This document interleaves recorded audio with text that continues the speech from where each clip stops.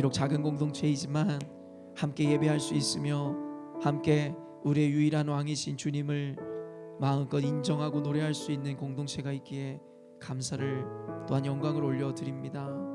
사랑하는 하나님, 하나님을 따르는 그 길이 때로는 좁은 문, 좁은 길로, 때로는 중간에 멈춰서고 싶고 포기하고 싶은 순간들도 있겠으나, 그럼에도 불구하고 우리가 가야 하는 길을 걸을 때에 우리에게 끊어지지 않은 삼겹줄과 같은 동역자들을 허락하심으로 때로는 넘어질 때 일으켜 세워줄 친구, 뒤처질 때에 나를 끌어주는 친구들이 있게 하여 주심에 감사합니다.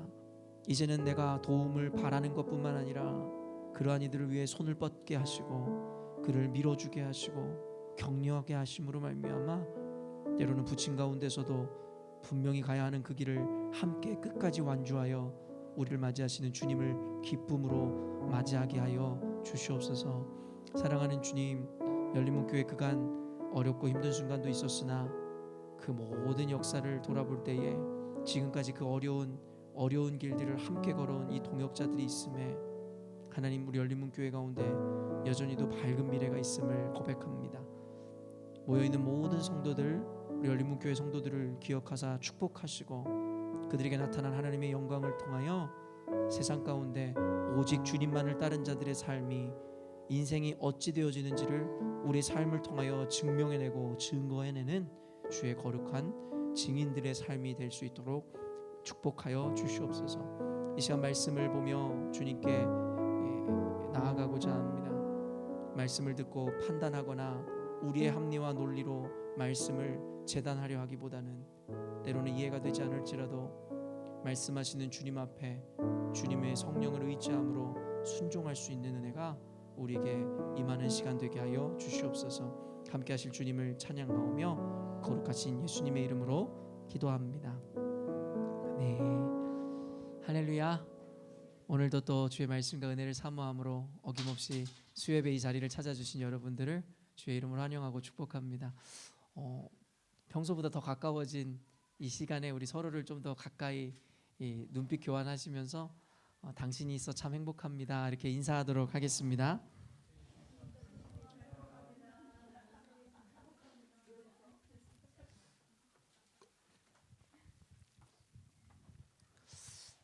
마이크 시스템도 그렇고 좀 이렇게 좁게 있다 보니까 좀 더 개척교회 같은 느낌 들고, 저는 이런 상황과는 다르게 더 은혜가 좀 되는 것 같아요. 그래서 역시 하나님은 어떤 환경이나 어떤 것에 의해서 지배를 받는 분이 아니라 결국에 우리 마음 가운데 함께 하심으로 어떤 상황 가운데서도 하나님은 높임 받으시기에 합당한 분이심을 보게 됩니다.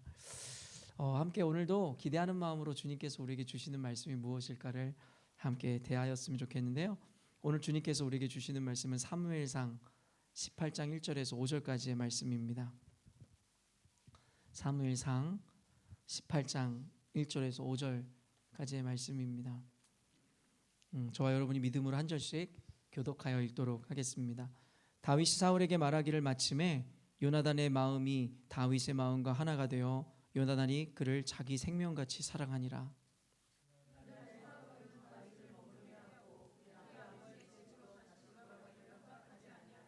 요나단은 다윗을 자기 생명같이 사랑하여 더불어 언약을 맺었으며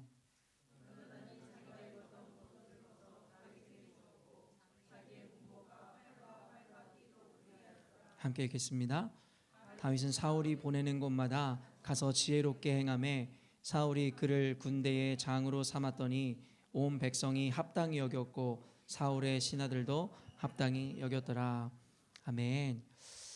우리는 수요 예배 때 계속해서 인물을 중심으로 어떤 은혜를 나누고 있는데요. 오늘은 여러분과 함께 그 요나단, 이 사울 왕의 맏아들에 대한 이야기를 통해서 하나님께서 주시는 그 은혜들을 함께 공유하고자 합니다. 물론 오늘도 요나단의 이야기를 통해서 은혜를 나누겠으나 오늘은 요나단 자체에 대한 집중보다는 요나단과 다윗의 관계 가운데 하나님께서 주시는 그 은혜를 함께 공유했으면 좋겠습니다. 요나단하고 제목 옆에 가로치고 우정의 아이콘이라는 제목을 붙였는데요. 다윗과 요나단이라는 어떤 팀도 있었을 정도로 다윗과 요나단 그 브로맨스, 그건 성경에서도 굉장히 유명한 이야기죠. 또 어떤 이들은 이 다윗과 요나단이 서로의 이 동성애자들이었다라는 그런 또 말도 안 되는 이야기들을 이야기하는 이들도 있는데요. 말 그대로 말도 안 되는 이야기이지만 그만큼 다윗과 요나단은 서로 깊이 사랑하고 서로의 간에 정말 세상이 감히 따라갈 수 없는 넘볼 수 없는 우정을 과시했었던 인물들입니다. 사실은 이 시점에서 저는 우리 열린문교회 가운데 이러한 우정이 우리 열린문교회 가운데 또한 그들의 그런 신뢰가 우리 열린문교회 가운데 회복되어지기를 바라는 마음으로 오늘 말씀을 준비하였는데요. 다윗과 요나단의 어떻게 하면 그러한 관계들을 맺을 수 있었는지에 대한 그 메시지를 통해서 저와 여러분 우리 열린문교회가 처한 이 상황 가운데서 우리 관계 가운데 무너진 신뢰가 회복되어지고 그 우정이 다시 쌓아지는 그런 시간이 되었으면 좋겠습니다. 하나님의 주권과 섭리에는 실수가 없습니다. 여러분 믿으시죠? 사실은 이 요즘에 우리 교회에서는 제가 어떤 신학이나 교리에 대한 가르침도 하고 있지만 그 신학과 교리라는 것이 그렇게 단순하지가 않아요. 사실은 또 칼빈이즘 가운데서도 더 깊이 세세하게 들어가 보면 그 안에 하이퍼 칼빈이즘이라는 게 또 존재해요. 그래서 더욱더 extremely 극단적으로 하나님의 주권을 따라가는. 근데 극단적이라는 말이 조금 다소 어감이 불편하게 들릴 수 있지만 사실은 저 역시도 하이퍼 칼빈이즘을 지향한다고 이야기할 정도로 저도 하나님의 주권에 대해서 굉장히 철저한 믿음을 갖고 있는 사람입니다. 그래서 하나님의 주권이 어디까지 미치는가에 대한 논쟁이나 이야기들은 신학자들마다 많은 계속되어진 논쟁거리였지만 저는 세상에 존재하는 그 작은 사물에조차도 하나님의 주권과 섭리가 깃들어 있다고 믿는 신앙을 가진 사람입니다. 그렇기 때문에 늘 이야기하지만 굴러다니는 낙엽 가운데서도 하나님의 어떤 섭리와 숨결이 담겨 있음을 저는 믿는 그런 신앙을 갖고 있는 자입니다. 그래서 저는 하나님의 주권과 섭리에 대해서 여러분에게 늘 힘주어 자신 있게 강조하는 것입니다. 하나님의 이 주권과 섭리라는 것은 그런데 단순히 어떠한 것에만 제한되고 국한되는 것이 아니라 사실은 모든 영역에 존재하고 그리고 인도하는 개념입니다. 특별히 저는 오늘 여러분과 그 관계에 대한 또 관계에 개입하신 하나님의 주권에 대한 이야기를 나눌 생각인데요.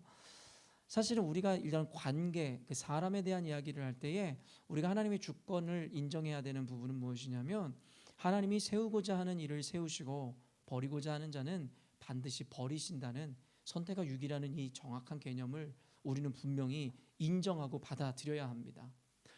제가 요즘에 계속해서 강조하고 있듯이 하나님의 뜻을 단순히 우리의 합리나 논리로 이해하려 하거나 받아내려고 하지 마십시오.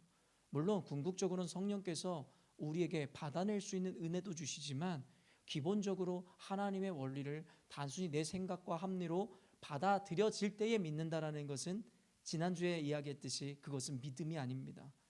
하나님을 신뢰한 것이 아니라 그것은 그저 내 합리와 논리를 신뢰했을 뿐이지 결국엔 보이지 않는 하나님, 믿어지지 않는 하나님을 신뢰하고 따라간 모습은 아닐 것입니다.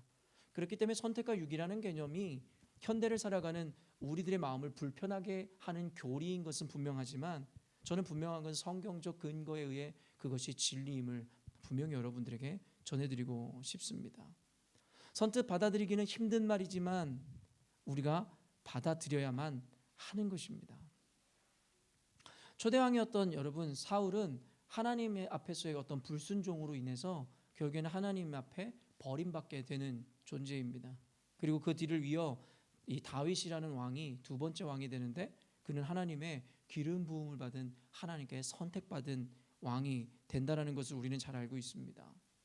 이런 하나님의 주권은 반드시 이루어집니다. 사실 하나님께서 사울을 버리기로 작정하셨던 그 순간에 사울의 지위가 당장 땅에 떨어진 것은 아니었습니다. 그렇죠? 예수님께서 유다에게 너가 나를 팔리라 말씀하셨을 때에 당장 그 일이 이루어진 것도 아니었습니다. 그러나 분명한 것은 하나님 말씀하신 것이기에 그 일들은 반드시 이루어지며 이루어져야만 합니다.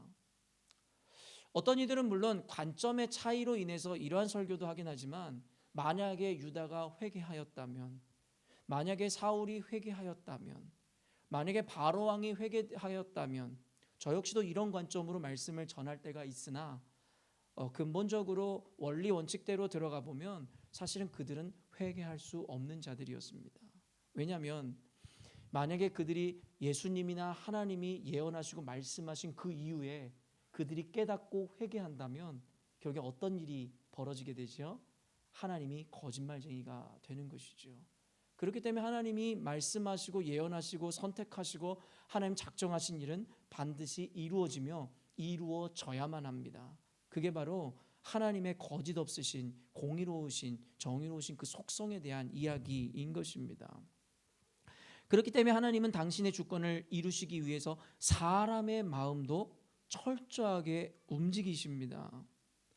다윗은 이 자신을 위한 것이 아니라 늘 왕을 위해 싸우고 충성했습니다. 오늘 본문 전에 나오는 것은 무엇이냐면 다윗이 그 형을 만나러 갔다가 전장터에서 골리앗이 이스라엘과 그들이 섬기는 하나님을 모욕하는 장면을 보게 되는 거예요. 그것에 참지 못해서 그 어린 다윗이 장수들도 벌벌 떨고 있는 그때에 여호와 하나님을 의지함으로 말미암아 골리앗에게 나아가고 그가 준비한 물맷돌을 통해서 믿음으로 골리앗을 무너뜨리고 그의 목을 베어 결국에는 이스라엘 여호와 하나님의 위대함을 모든 이들에게 특별히 블레셋 이방인들에게 나타내는 역할을 하게 되죠. 그 이후의 이야기가 바로 오늘 본문에 등장하는 것이고 본문에 등장하듯이 결국에는 사울 왕은 그런 다윗의 용맹함을 보고 그를 집으로 돌려보내는 것을 거절하더라는 것이죠. 그래서 그 옆에 두게 하고 그를 군대장으로 삼기 시작해가는 과정을 오늘 본문은 그리고 있습니다. 다윗은요 그저 사울 왕을 위해서 싸웠습니다. 성경에 보면 이게 굉장히 중요하고 언젠가도 제가 이야기했지만 국가나 나라, 국가의 원수에게 충성하라는 이야기 제가 얼마 전에도 설교했었죠. 여러분 성경에 보면 원리들이 일괄적으로 존재합니다. 그들이 섬기는 국가와 나라의 원수가 온전한 자여서가 아니라 그들은 국가에 세워진 질서에 대해서 철저히 순종했어요. 한나의 이야기도 마찬가지예요. 엘리 제사장이 비록 악하고 게으르고 멍청한 제사장이었지만 그에 대해 절대적으로 순종합니다. 여러분 이 포로 시기에 이 바벨론으로 끌려갔었던 다니엘과 세 친구도 이방의 왕이었던 느부갓네살 왕과 다리오 왕에게 철저하게 순종한다라는 것을 제가 보여드렸습니다. 심지어 예수님에게 묻는 이에게 이야기하죠. 가이사의 것은 가이사에게 하나님의 것은 하나님에게. 신앙인이라고 하여서 결국에는 자신이 가지고 있는 관념으로 세상의 이 질서나 권위를 무너뜨리거나 대적하라고 성경에서는 가르치고 있지 않습니다. 그 이유는 무엇일까요? 그들이 섬겨야 하는 국가의 원수나 국가가 바르고 온전해서가 아닙니다. 왜냐하면 역사를 주관하시고 국가의 왕을 바꾸시고 세우시고 무너뜨리는 것은 우리가 하는 것이 아니라 하나님이 하시는 것이기 때문입니다. 그저 우리는 그 질서 아래 순종하고 순응함으로 하나님 앞에 하나님의 영광을 나타내는 역할을 해야 된다는 것이에요. 그렇기 때문에 다니엘이나 성경에 등장하는 모든 이들은 비록 이방의 왕이었다 할지라도 그들에게 순종했고 그들에게 왕이 만세수를 하옵소서라는 고백을 하기에 이르더라는 것이죠.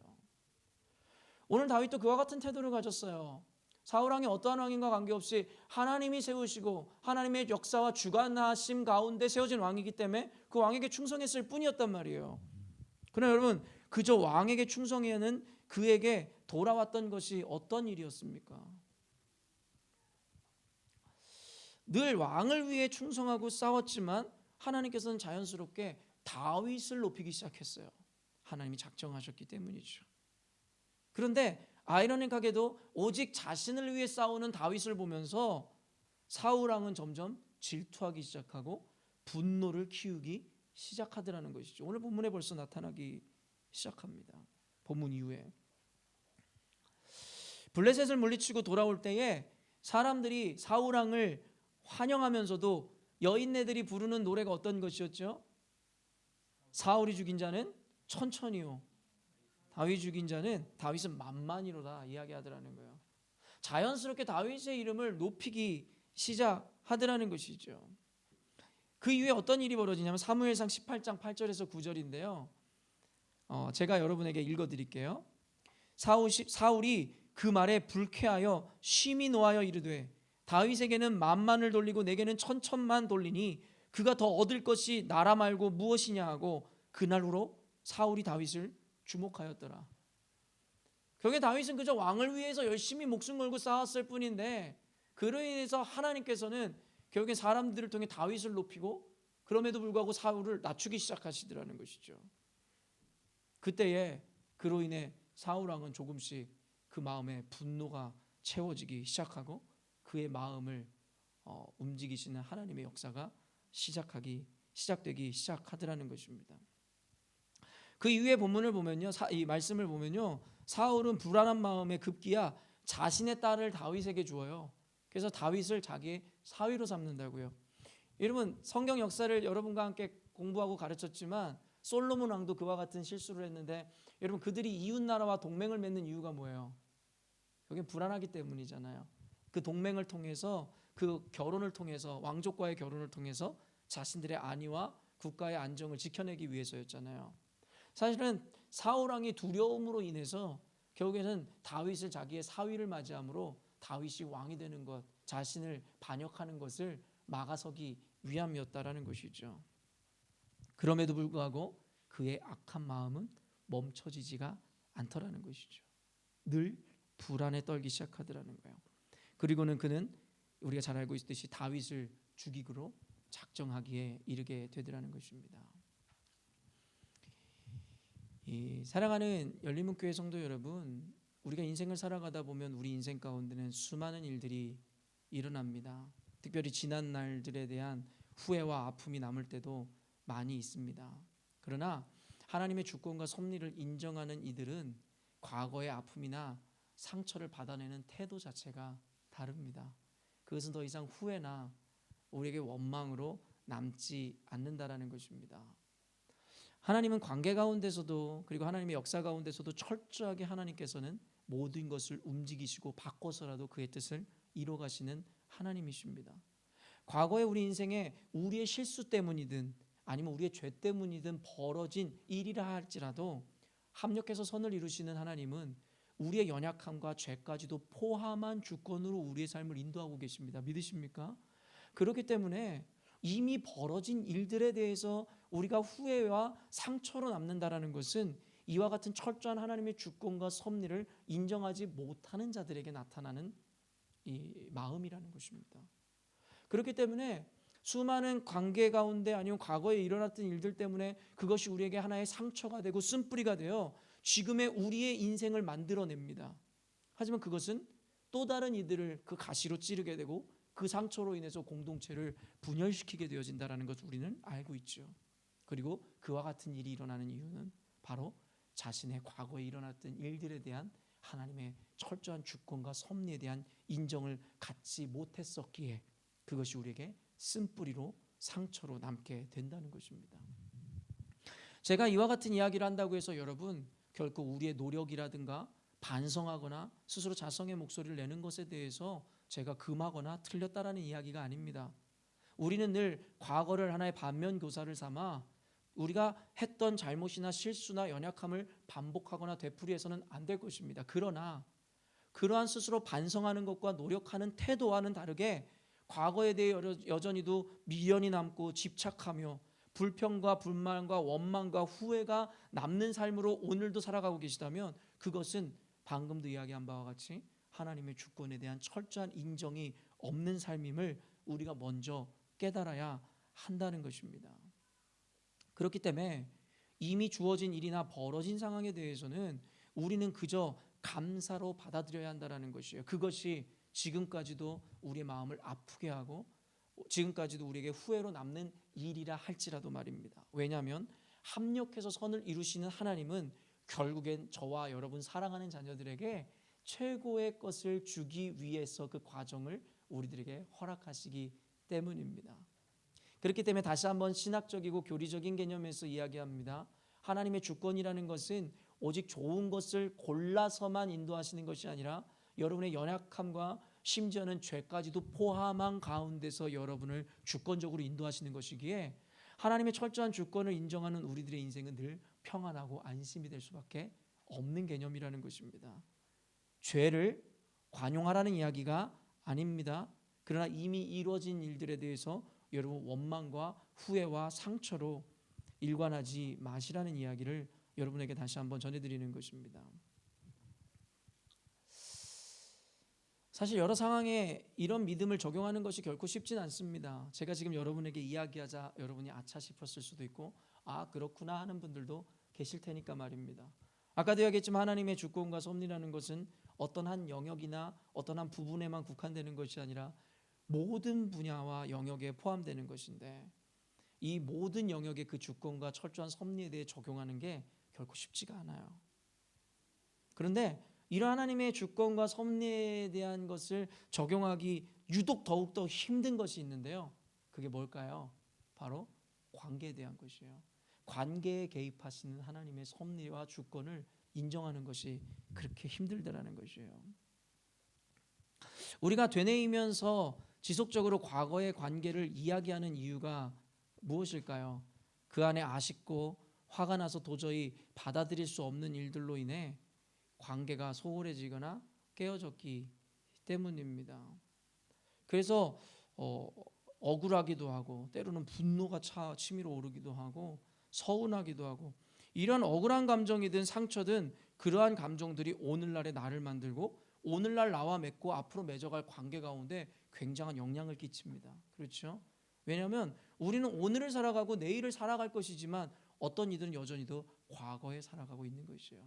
그때 당했었던 억울함, 그때 느꼈던 분노, 그때 처음으로 올랐었던 어떤 감정들이 오늘의 나를 만들게 된다라는 것이에요.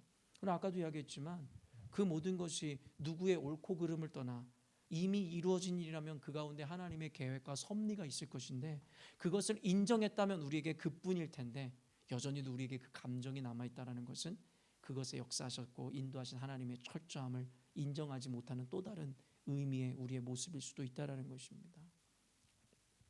관계에 있어서 하나님의 주권을 인정하는 것이 굉장히 중요합니다. 왜냐하면 그만큼 관계는 인간의 삶의 가장 중요한 요소이기 때문입니다.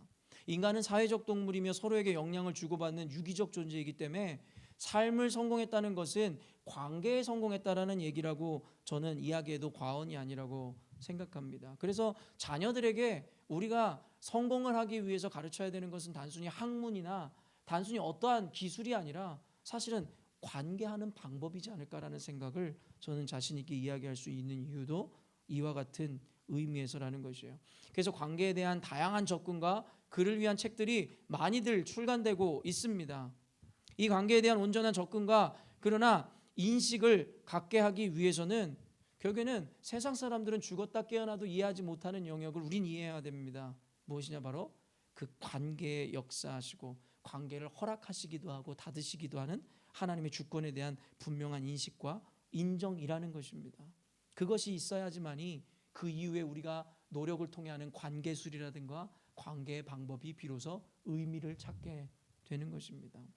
사랑하는 열린문교회 성도 여러분, 관계를 열고 닫으시는 것은 하나님의 주권에 달려 있는 것입니다.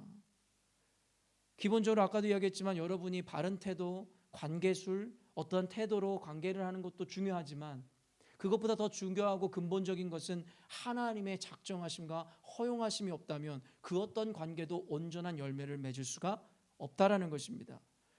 본질적인 이 개념을 인정하고 나서야 그 이후의 관계에 대한 노력이 있을 때에 진정한 관계 회복 내지는 관계가 맺어진다라는 것입니다. 1절 말씀 한번 읽어보겠습니다. 1절 말씀인데요. 시작.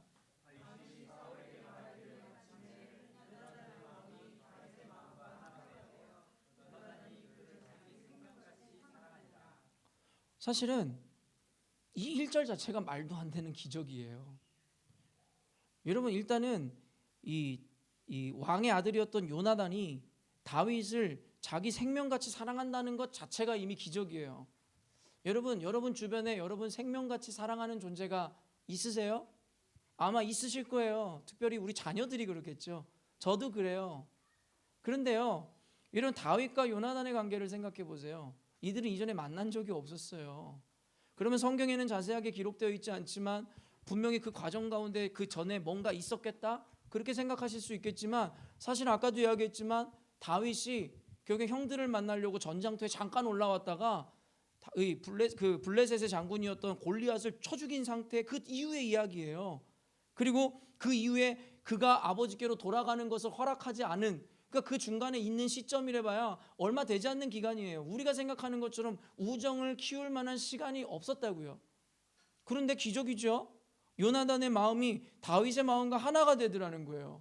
하나 된다는 게 얼마나 힘들어요. 아까도 이야기했지만 우리가 생명을 걸어 사랑하는 자녀들과 부모의 마음이 하나 되기도 힘들잖아요. 우리가 그처럼 오랫동안 신앙생활을 20년 30년 해왔지만 교회가 하나 되는 게 힘들잖아요. 근데 이제 만난 지 얼마 안 된 그들이 마음이 하나가 되고 요나단이 자기 생명처럼 다윗을 사랑한다? 이런 우리는 너무나 쉽게 이 장면들을 넘어갔는지 모르겠지만 이미 여기선 기적이 등장하고 있는 것입니다. 저는 홍해가 갈라지는 기적보다 훨씬 더 놀라운 기적이라고 저는 생각합니다. 어떻게 사람의 마음이 그렇게 될 수 있겠다는 것이에요. 교회는 늘 입버릇처럼 교회의 하나됨을 강조합니다. 그만큼 성경의 가르침이 이 참 중요한 개념이기에 그렇기도 하겠지만 다른 의미에서는 그만큼 교회들이 하나 되지 못한다는 데 있어서 교회가 그렇게 하나됨을 강조하는 일들이 일어났다라고 저는 생각합니다.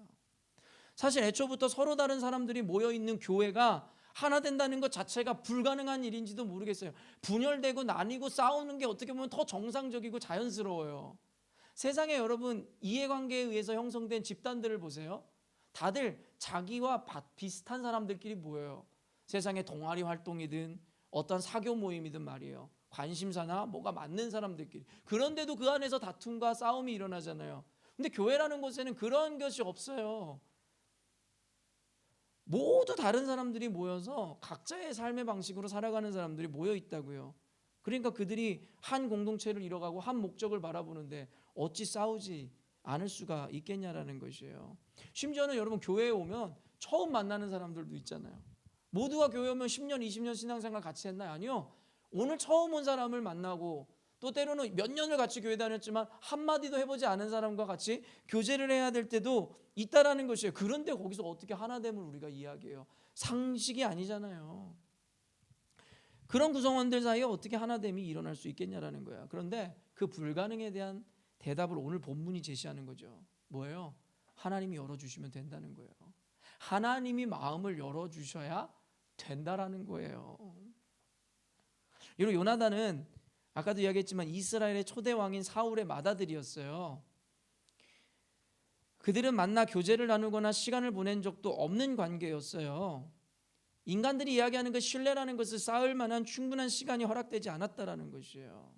근데 그를 만난 찰나에 하나님은 요나단의 마음을 열어 다윗과 하나 되게 하셨으며 특히 생명과 같이 그를 사랑할 수 있는 마음을 주셨다라는 것입니다.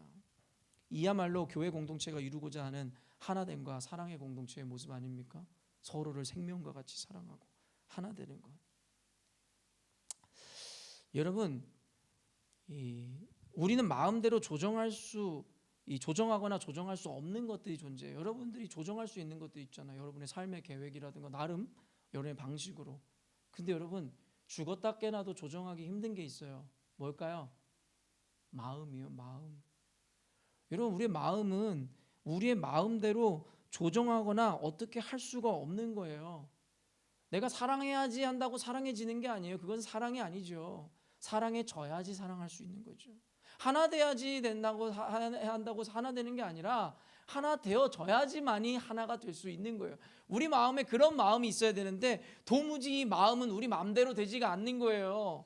여러분 교회 다니면서 사랑하라는 메시지를 들을 때마다 내가 저 원수 같은 거 사랑해야지 얼마나 많이 마음 먹으셨어요. 그런데 쉽게 되든가요? 안 되죠. 왜냐하면 내 의지로 바꿀 수 있는 게 우리의 마음이 아니기 때문입니다. 그런데 그 마음을 유일하게 움직이실 수 있는 분이 계신데 그분이 바로 하나님이시라는 거예요.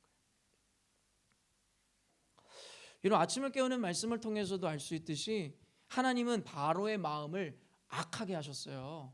그러니까 계속되어지는 어떤 일련의 과정이 있는데도 불구하고 어린아이들이라도 그 정도 과정이 있으면은 누그러져야만 할 만한데도 이 바로 왕은요 마음이 수그러지지가 않는 거예요. 왜요? 하나님이 그의 마음을 악하게 만들기로 작정하셨기 때문입니다. 여러분 그리고 사울 왕은 어떻습니까? 하나님이 부르시는 악신이 그에게 들어감으로 말미암아 그는 늘 번뇌케 되어요. 그 마음이 편안하지 않는 거예요. 그래서 그는 편집증 환자가 되어버린 거예요. 그는 집착하게 되어버린 거예요. 아까도 이야기했지만 여러분 하나님의 관계 가운데 역사하시는 주권을 인정하지 못하면 어떤 일이 벌어지냐면요 관계에 집착을 하게 돼요. 집착이라는 것은 하나님이 원하시는 것이 아니에요. 제가 왜 이 이야기를 여러분 담대하게 할 수 있냐면요 여러분은 저에 대해서 잘 모르시는 것 같아요.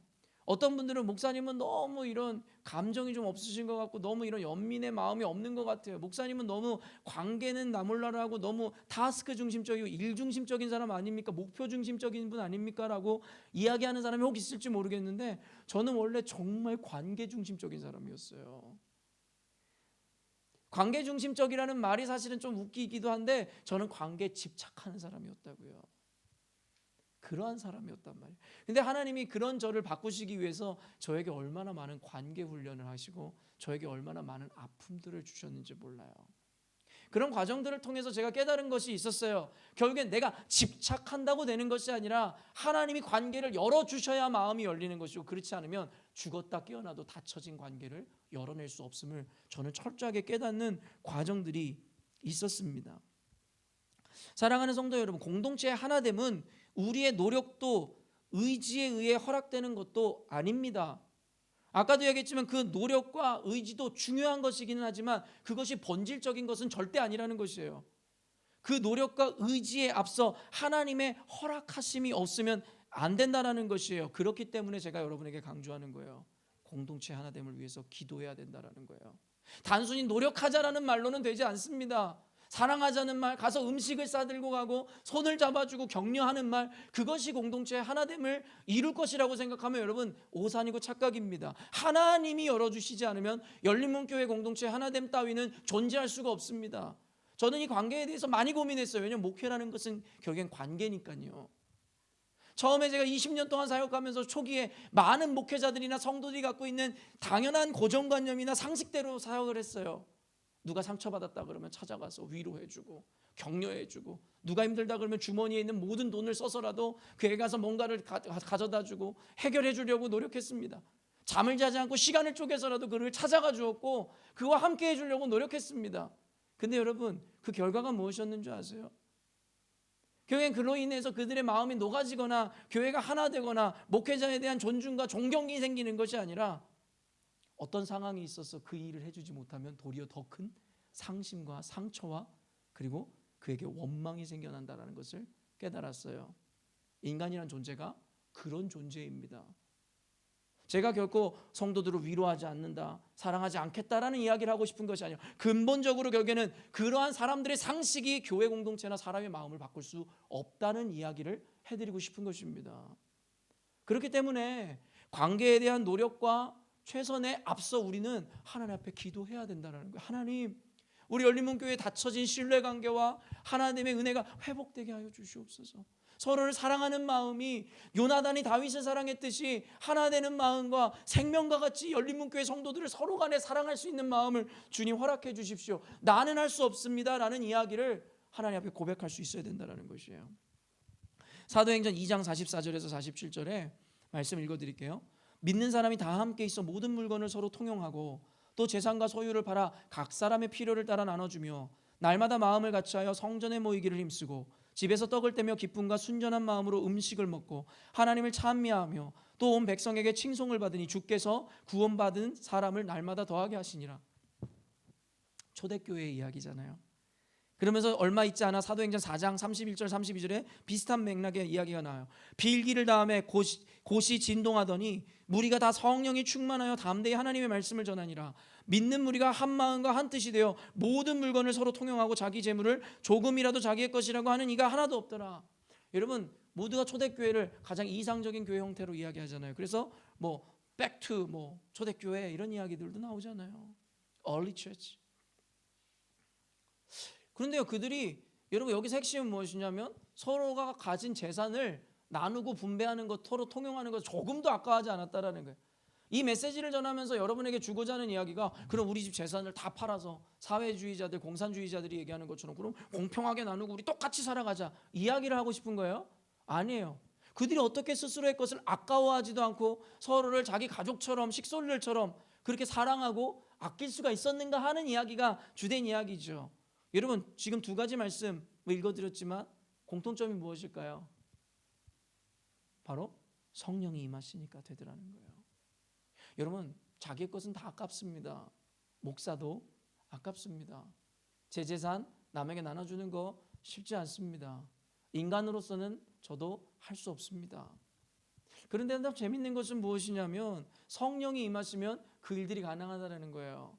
어린 시절에 돈이 너무 없었지만 지갑에 있는 모든 돈을 털어서 불쌍한 사람들에게 도와주었던 기억이 여러분도 있으실 거예요. 저도 그런 일들을 참 많이 경험했었습니다. 인간의 상식으로는 할 수 없는 일이에요.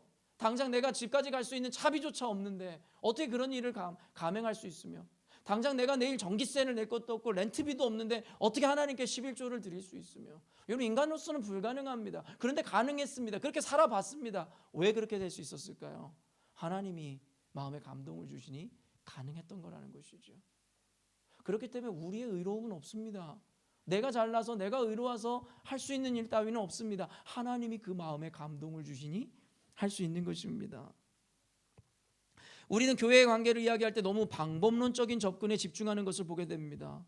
물론 그러한 노력과 접근법을 배우는 것도 굉장히 중요합니다. 하지만 모든 것에는 순서가 있듯이 하나님이 관계를 열고 닫으시는 주관자이심을 우리가 인지하고 인정하지 못한 채 방법론으로만 교회의 하나됨을 추구한다면 이는 하나님의 권위와 절대성을 무시하는 처사가 아니고 무엇이겠습니까? 그리고 궁극적인 교회의 하나됨은 결코 이뤄낼 수 없다라는 것입니다. 오늘 본문 3절 한번 읽어보도록 하겠습니다. 3절 말씀이에요. 읽습니다. 시작.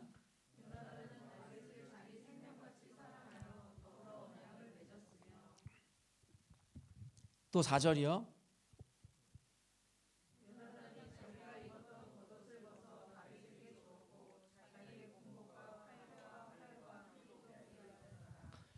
그러면서 급기야 그는 생명과 같이 그를 사랑하여 그와 언약을 맺었다라는 거예요. 이 언약의 내용이 무엇이었을까요?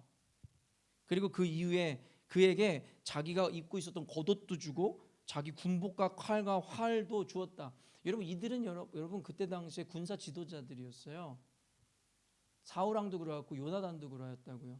요나단이 자신의 군복과 칼을 여러분 다윗에게 주었다라는 것이 뭘 의미하는 것이겠어요? 우리가 정확하게는 모르겠지만 뭘 의미하는지 따위는 우리가 조금씩 느낄 수 있을 것 같아요. 이 언약의 내용이 무엇이었는지는 정확히 알 수 없겠지만 아마도 서로를 해하지 않으면 어떤 순간에도 서로를 지켜주겠다는 맹세였을 것이라고 생각합니다. 나중에 한 번 더 그들 간의 서로의 서약을 통해 우정을 확인하는데요. 사무엘상 20장 15절에서 17절에 이런 말씀이 있는데 제가 읽어드립니다.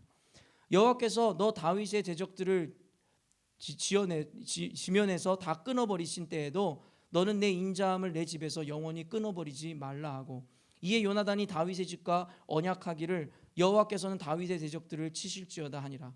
다윗에 대한 요나단의 사랑이 그를 다시 맹세하게 하였으니 이는 자기 생명을 사랑한 같이 그를 사랑함이었다. 다시 맹세하게 했다라는 거예요. 뭐라고요? 누가 흥하든 그 가문을 결코 치거나 멸시하지 않는다는 것. 사실 누가 흥한 게 아니라 요나단은 이미 다윗이 하나님 앞에 흥하게 될 자라는 것을 알고 있었어요. 그런데 실제로 그들은 서로 간에 이런 맹세를 지켜내죠. 어떻게 해요? 결국에는 다윗이 위기의 순간에 죽음을 당하려고 하는 그 순간에 결국에는 이 요나단은 아버지 사울의 명령을 어기고 그에게 아버지의 계획을 알려주었고 또 그를 죽이라는 심지어 아버지의 명령까지도 불순종함으로 그의 생명을 보존해 주었어요. 그리고 그 다음엔 또 어떤 일이, 이번엔 다윗의 차례인데 어떻게 그 맹세를 지켜가는지 여러분 잘 알고 계시죠? 요나단의 아들 무비보셋, 절름발이었습니다. 철저하게 전쟁에서 패한 가문의 수치가 되어버렸어요. 그의 아버지인 사울왕과 할아버지인 사울왕과 아버지인 요나단은 이미 전장터에서 죽임을 당한 후였습니다. 그리고 그는 어렸을 때 떨어져서 절름발이가 된 이후로 여러분 가문이 철저하게 전쟁에 패하고 결국에는 다 왕권이 넘어간 상태예요. 그럼 반역자의 집이 되는 것이잖아요. 그러면서 그는 절름발이었어요. 비참하기 짝이 없는 인간이었죠. 그런데 여러분 먼 훗날에 요나단의 아들인 절름발이 무비보셋을 바라보며 다윗이 어떻게 그를 대하였어요? 그에게 최고의 환대를 했음을 우리는 알게 되죠. 그리고 그 근거를 이렇게 이야기합니다. 사무엘하 9장 7절에서 8절 보면 다윗이 그에게 이르되, 무비보셋 요나단의 절름발이 아들입니다. 무서워하지 말라. 내가 반드시 내 아버지 요나단으로 말미암아 내게 은총을 베풀리라. 그와 맹세한 언약을 기억했던 것입니다. 여러분 왜 무서워하지 말라 그럴까요? 아까도 이야기했지만 다윗을 죽이려고 했었던 가문의 어쩌면 원수의 아들이라 손주라 여겨지고 있는 자였어요. 그리고 그때 당시 여러분 결국에는 이 무비보셋은 어떤 씨앗이기도 하겠어요? 다시금 그 왕권을 가로채서 모반을 일으킬 수 있을 잠재적인 씨앗을 갖고 있는지가 무비보셋이었다고요. 그러니까 두렵죠. 혹시 내 목숨도 빼앗아 가려는 거 아닐까. 두려워하지 말라는 거예요. 내가 내 할아버지 사울의 모든 밭을 다 내게 도로 주겠고 또 너는 항상 내 상에서 떡을 먹을지니라 하니 그가 절하여 이르되 이 종이 무엇이기에 왕께서 죽은 개 같은 나를 돌아보시나이까 하니라. 이런 무비보셋은 죽은 개 같은 존재라는 걸 자기가 알았다고요. 실제 그런 존재였지요.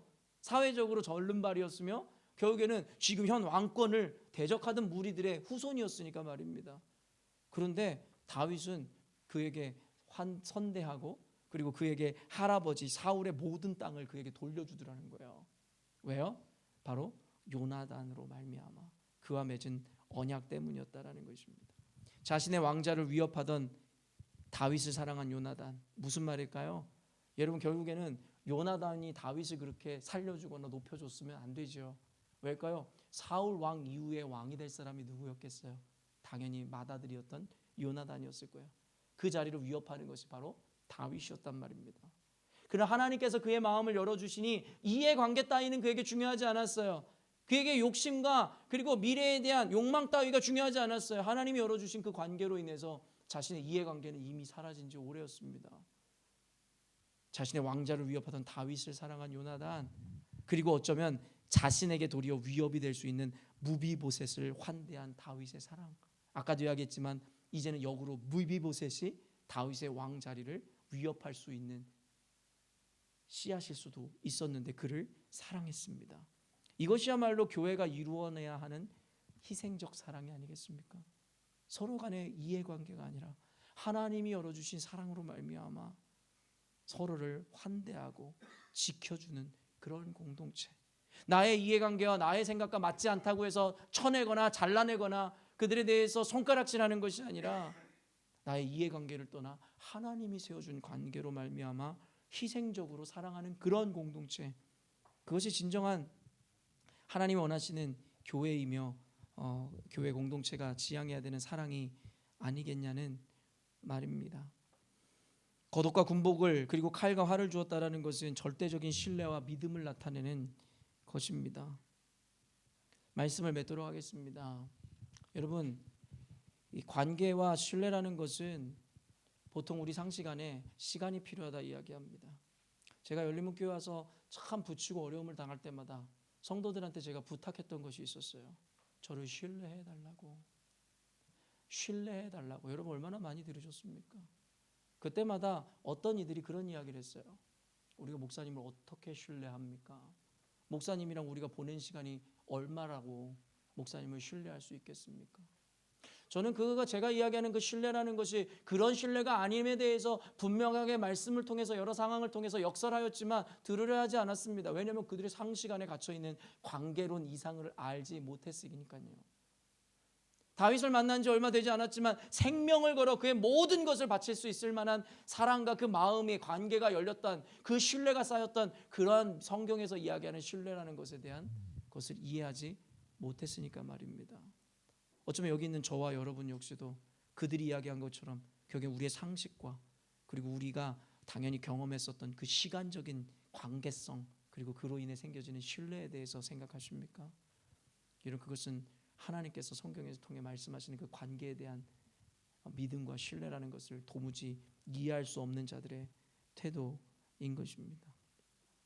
오히려 그들이 이야기하는 그 시간이 서로의 신뢰를 깨는 이유가 될 수도 있다라는 것도 아셔야 합니다. 하나님께서 열어주시는 관계는 모든 상식을 뛰어넘습니다. 어떤 이들은 그런 이야기를 직접적으로 하는 걸 제가 들었었어요. 물론 예전의 일입니다. 열린문교회는 회복할 수 없다라는 이야기.